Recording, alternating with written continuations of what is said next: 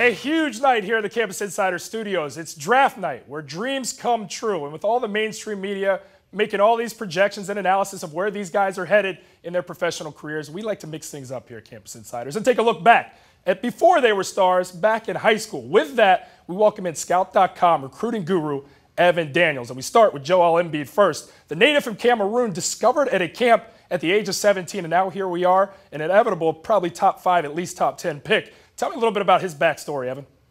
Yeah, Joel Embiid certainly took an interesting and different path to being a possible top 10 pick. I thought he was actually one of the biggest surprises as far as freshmen go in college basketball last year. And the reason I was so surprised is, his junior season, he played behind now current Kentucky star Dakari Johnson at Mount Verde, barely got off the bench. In fact, I saw that team 2 or 3 times and he never played. And then in the AAU season, he played for Florida Elite and played behind Chris Walker, and it was kind of the same scenario. Didn't get a lot of time. He then transferred to the Rock School, had a big senior season, and played extremely well in the Jordan Brand All-American game. And that's where his reps really started building. Obviously, for college basketball fans that follow Kansas, he had a tremendous season and has earned all the accolades. Well, Evan, we go from Africa to the pride of Canada, Nik Stauskas. This guy's been wowing us in front of the camera, even back in his high school days. Yes, this video is real. Yes, that jumper is real. This guy, you had him as 86th on your recruiting list as one of the top prospects, but nobody could have projected this, looking at a lottery pick, leaving Michigan after his sophomore season. Tell me a little bit about his backstory, Evan. Yeah, it's pretty surprising to see Nik Stauskas as a potential lottery pick. When he was in high school, he was known and had a reputation for his ability to shoot the ball. He always had deep range, he always had the quick trigger, and he always played the game with quite a bit of confidence. When he was in high school, I didn't see the off-dribble stuff that he now has. I think he's really spruced that up.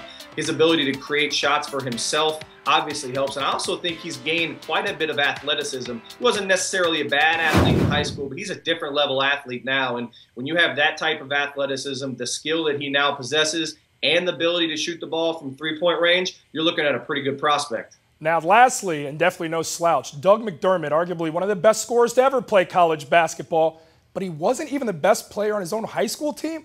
Evan, can that be real? Yeah, it was real. He played high school basketball with Harrison Barnes, and they formed quite the duo. They won 2 state championships, and Doug did average 20 points. Only 2? Him and Harrison Barnes, and they only won 2? Only 2, but he still averaged 20 points and 7 rebounds as a senior. And I saw him one time during his high school season. It was on the summer circuit.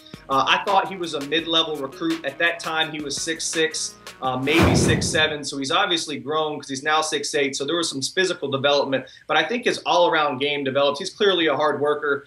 He's clearly developed his ball skills and his overall scoring ability since then, but he was a tough one to project.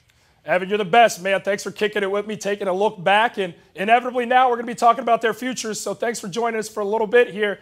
Evan, just one of the great pieces of our coverage all night long here at Campus Insiders, so stick with us for the rest of the coverage tonight. It's draft night.